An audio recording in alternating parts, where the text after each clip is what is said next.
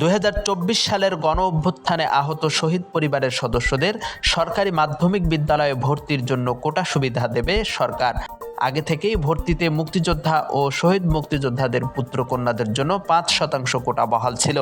সেখানে নতুন করে জুলাই গণ অভ্যুত্থানে আহত ও শহীদ পরিবারের সদস্যরা যুক্ত হবেন।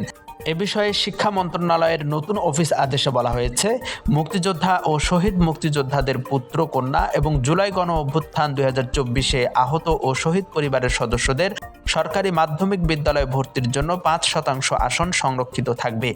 মুক্তিযোদ্ধা ও শহীদ মুক্তিযোদ্ধাদের পুত্র কন্যা এবং জুলাই গণ অভ্যুত্থান 2024-এ আহত বা শহীদ পরিবারের সদস্যদের আসন নির্ধারণের ক্ষেত্রে সংশ্লিষ্ট প্রমাণপত্র বা গেজেটের সত্যায়িত কপি আবেদনপত্রের সঙ্গে সংযুক্ত করতে হবে এবং ভর্তির সময় মূল কপি দেখাতে হবে। এক্ষেত্রে সংশ্লিষ্ট ব্যক্তির মুক্তিযুদ্ধ বিষয়ক মন্ত্রণালয় থেকে ইস্যু করা মুক্তিযোদ্ধা সনদ বা জুলাই গণ অভ্যুত্থান 2024-এ শহীদদের গেজেট যথাযথভাবে যাচাই করে ভর্তি কার্যক্রম সম্পন্ন করতে হবে।